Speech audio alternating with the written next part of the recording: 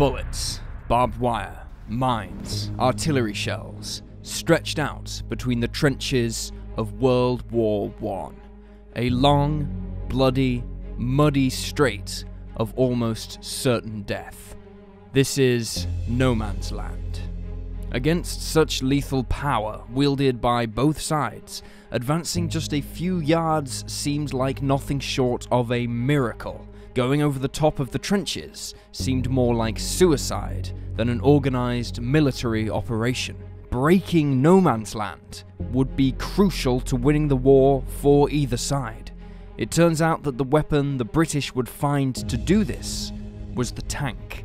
Like the enemies of the great Hannibal, who 2,000 years earlier used war elephants to terrify his enemies, the Germans must have been horrified at these armoured chariots advancing unstoppably towards them, regardless of machine gun fire or barbed wire. From that moment, tanks became a vital part of every major operation, and the exploits of these armoured goliaths would become legend. One story in particular highlights both the great advantages of armoured warfare and the great dangers. It is a story of heroism, dedication, and sacrifice, but above all, it is a story of the human spirit in the face of seemingly impossible odds. This is the story of one tank crew's fight to survive, as they found themselves trapped in their vehicle in no man's land. Welcome to Wars of the World.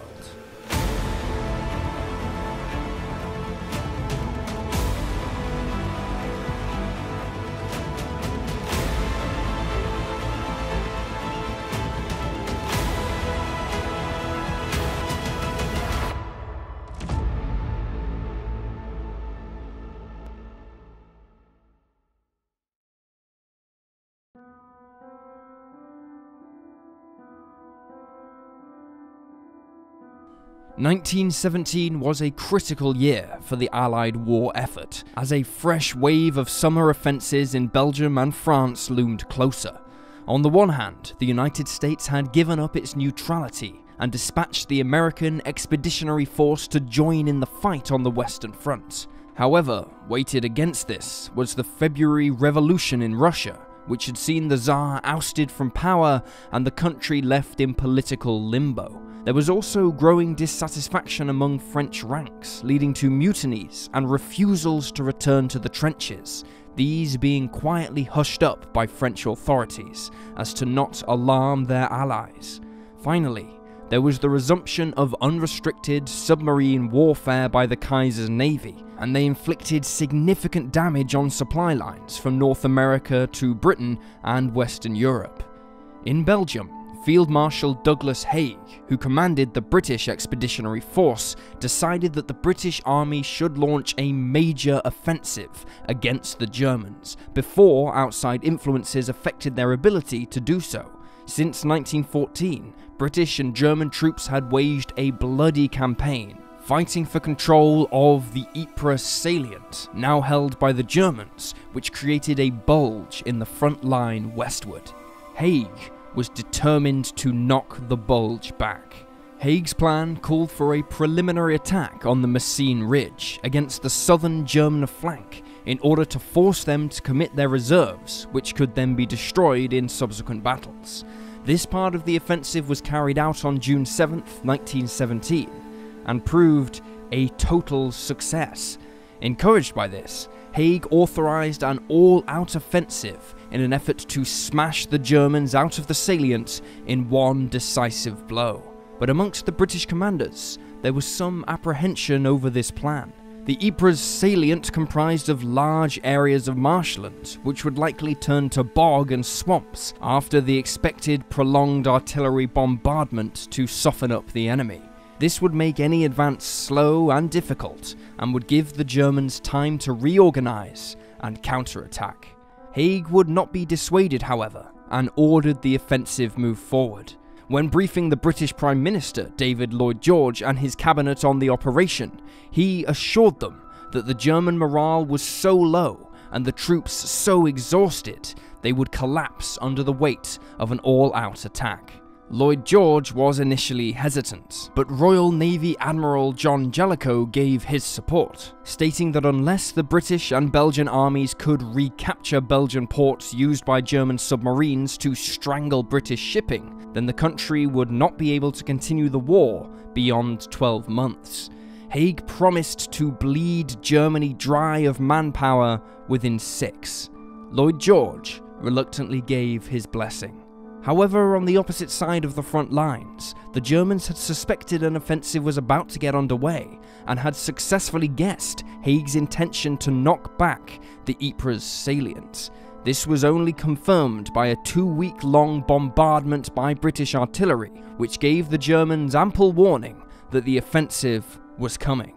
4.5 million shells were fired onto German positions before the British attacked on July 31st, 1917, initiating the Third Battle of Ypres, more commonly known as the Battle of Passchendaele.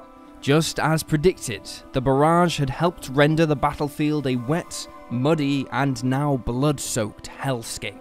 Haig's intelligence chief, General John Charteris, expressed his frustration with Haig, who had not listened to the prior warnings when he wrote the following: "Every brook is swollen, and the ground is a quagmire. If it were not that all the records of previous years had given us fair warning, it would seem as if Providence had declared against us."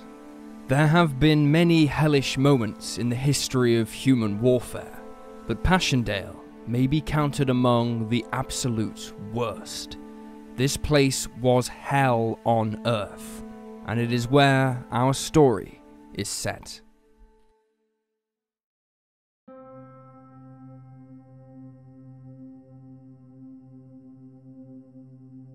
Donald Hickling Richardson was born in Nottingham in 1893, the son of Arthur Richardson, who, as well as being a grocer, was also an elected Liberal Labour MP. Like many young men, Donald Richardson found himself caught up in the brutal and bloody fighting in Europe as the continent was set ablaze in 1914. This, despite his father being a staunch opponent to the war. Receiving a commission in 1915 as a lieutenant, within a year he had volunteered to transfer to the burgeoning number of Royal Tank regiments that were forming.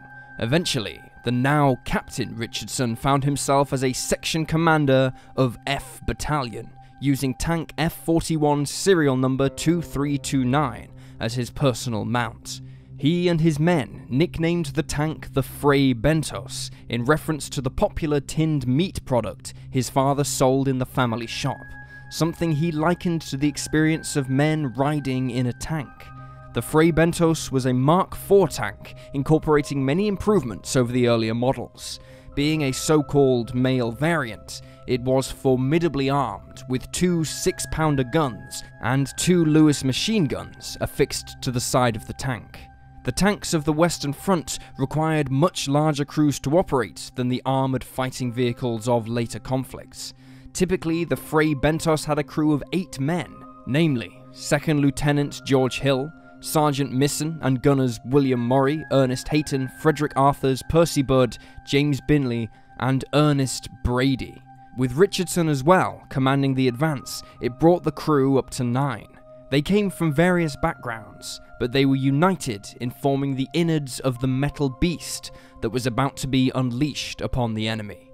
Their incredible story began on the morning of August 22nd, 1917. The Germans were holding positions on and around an elevated position on the typically military-sounding Hill 35. Hill 35 offered the Germans a superb view of the surrounding area, and it was from here that a major counterattack had been organised against the British on July 31st. Denying its further use by the Germans was therefore a major objective for the British. At 445 hours, the Fray Bentos and 3 other tanks began advancing towards their first objective, the Somme Farm on the southern flank of Hill 35, which the Germans had fortified. The tank attack was in response to several failed infantry assaults on the German position. Such was the defensive power retained there. Ploughing through the muddy terrain at rarely more than 3 miles an hour, the German force stationed there had plenty of time to realise the game was now up, as they saw 4 metal goliaths advancing on them, impervious to their machine gun fire that had proven so deadly to the British infantry. After a spirited exchange of fire between the two sides, the Germans, under pressure from the tank's 6-pounder guns, retreated to their main defensive line, where they prepared themselves to face the British armour. Continuing their advance, the crew of the Fray Bentos and 3 other tanks began taking very heavy fire from German positions, including a number of armour-piercing bullets the Germans had developed specifically to counter British tanks. Against these bullets, even the thicker armour of the Mark IV was no guarantee of protection, and the interiors of the tanks began to splinter and spark from high-powered impacts. Some of the men began taking minor injuries, but the tanks kept on charging at the German line. At around 545 hours, the gunners and Richardson aboard the Fray Bentos felt the tank move unnaturally. Lieutenant Hill, who had been driving, had been hit in the neck but was still alive. Sergeant Misson later recounted what happened next. "We got into a very deep soft place and we went in sideways, and just at that moment Mr. Hill fell back off his seat hilt.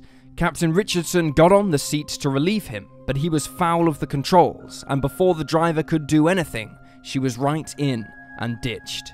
The Fray Bentos' crew were now trapped just yards from German positions, their tank unable to move. The Germans kept up the pressure on the British crew, who were unable to use the tank's powerful weapons to fend them off because of the angle the tank was sitting. They therefore resorted to their personal weapons to return fire. Becoming ditched was always a possibility, and the tanks were equipped with unditching beams which could be placed under the tracks to allow them to get moving. However, the only place they could be carried was on the roof. Despite the heavy fire the tanks were taking, Captain Richardson decided to leave the protection of the Fray Bentos and attempt to recover the beams, but he was beaten back by the heavy enemy fire. After a short while, Sergeant Misson and Gunner Brady then attempted to retrieve them. Sergeant Misson explained what happened next. "I got out of right sponson door to put on one side of the unditching gear, but I heard bullets hitting the tank and saw some Boche about 30 yards off firing at me. I got in again. Brady had got out of the other side to help me, and they shot him, and he fell under the side of the tank that was sinking. Arthurs said he was dead. We kept on firing and killed several of the Boche close to the tank. We expected the infantry to come up any time." Following in the wake of the tanks were the 8th Seaford Highlanders and the 7th Cameron Highlanders, so they felt reassured that support would soon come, but it never did. The German defences were just too strong. The infantry were beaten back, as were their accompanying tanks, leaving the 8 surviving crews stranded, alone, and many of them sporting injuries. Throughout the day, they fought off sporadic attempts by the Germans to kill them and capture their tank. German tank technology was at this time extremely unreliable, and so capturing British tanks and turning them against their former owners was a high priority. As if all of this were not stressful enough for the trapped men, they soon began to realize that some of the fire they were taking was coming from behind them.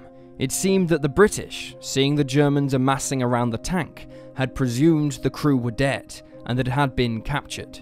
Fearing the Germans may turn it against them, British snipers were now trying to pick the crew off inside as they tried to fight off the actual Germans.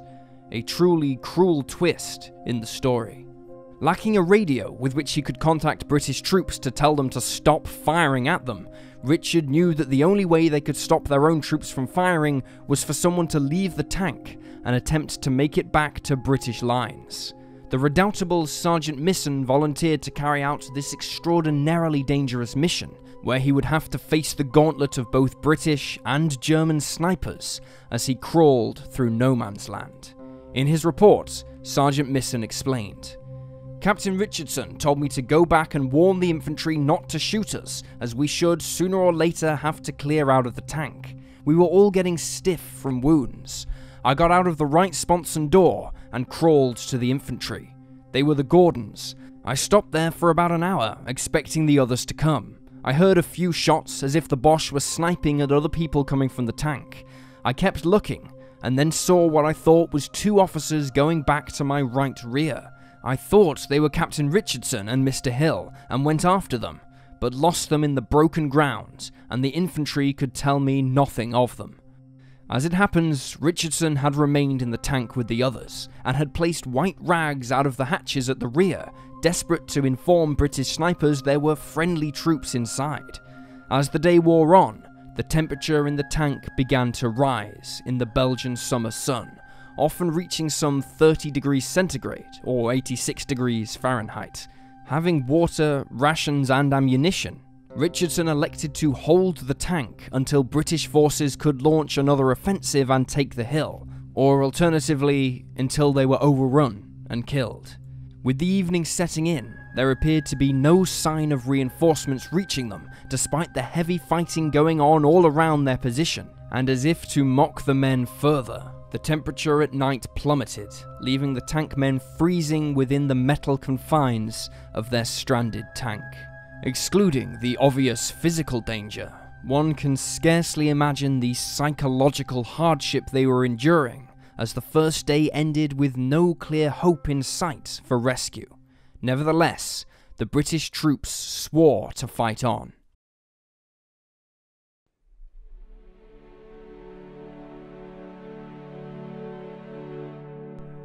Hunkered down in their stranded tank, the night air carried the sounds of battle far and wide for Richardson and his men to hear in the early hours of August 23rd.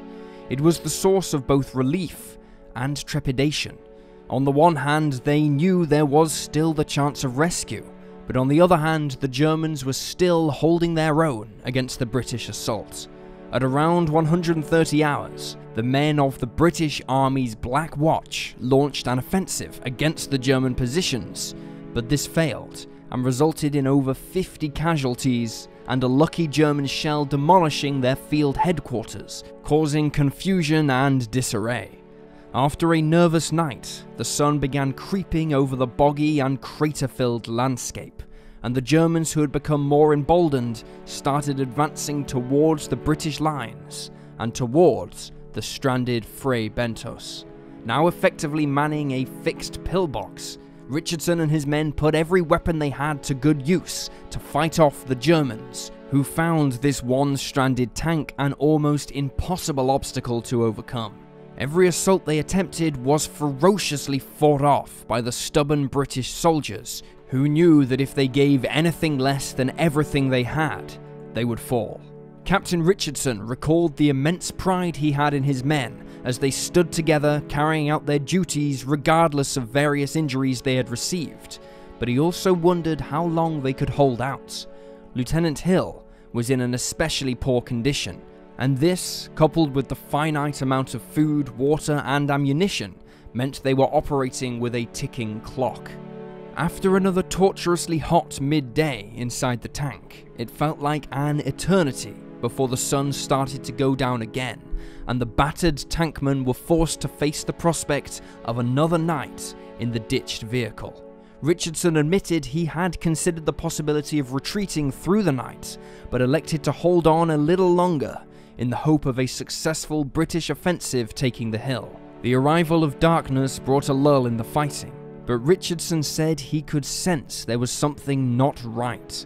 Suddenly, the interior of the tank began to clang and thud with noises that he reckoned were enemy troops on the roof, and Richardson suspected that the Germans were changing tactics, probably looking to start fires and smoke them out. The crew of the tank burst into action, opening hatches to fire their pistols and rifles and manning their Lewis guns.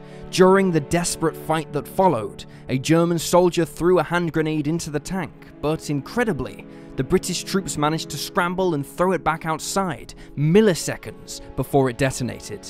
The Germans soon began retreating, dragging their wounded behind them. The Fray Bentos had fended off yet another assault, but it had been a close call. The Germans now took to peppering the stranded tank with armor-piercing rounds from their position ahead of the Fray Bentos. The tankmen tried to find as much cover in the tank as they could, trying to put as much metal between themselves and the outer hull, but as their third day began, Richardson was forced to accept that things were getting desperate. The protection of the Fray Bentos was being whittled away. The crew were exhausted despite him allowing them to take shifts sleeping, and supplies were worryingly low. To top up their water supplies, they drained the filthy water from the tank's radiator, taking enough sips to only quench their thirst. If anyone in the tank pondered the possibility of surrender to the Germans, they never admitted it, but in all probability, surrender was likely not an option. The ground around the Fray Bentos was now littered with the corpses of German troops they had killed, and the German snipers and armor-piercing rifle operators seemed determined to kill every last one of them in revenge. After another day of sporadic combat turned into a comparatively quiet night, Richardson decided they had now more than carried out what duty had been expected of them, and began issuing instructions on how they were to finally abandon the Fray Bentos. At around 2100 hours on August 24th, when the guns around them had largely fallen silent, one by one the men opened the hatches of their tank, and quietly and carefully began crawling across a quarter of a mile of no man's land, a distance that must have felt like an eternity, all the while wondering if a keen-eyed German sniper could see them moving in the darkness. Reaching the British lines, they were greeted by jubilant and astonished infantrymen, inspired by their grit and determination amidst the horrors of the battle they had been waging. The next day, German troops were observed examining the Fray Bentos. Maybe they were checking to make sure the tank-turned-fortress was truly out of action. Maybe they were gathering intelligence or collecting war trophies. Or maybe they just wanted to see the vehicle that had caused them such intolerable hardship for over 60 hours.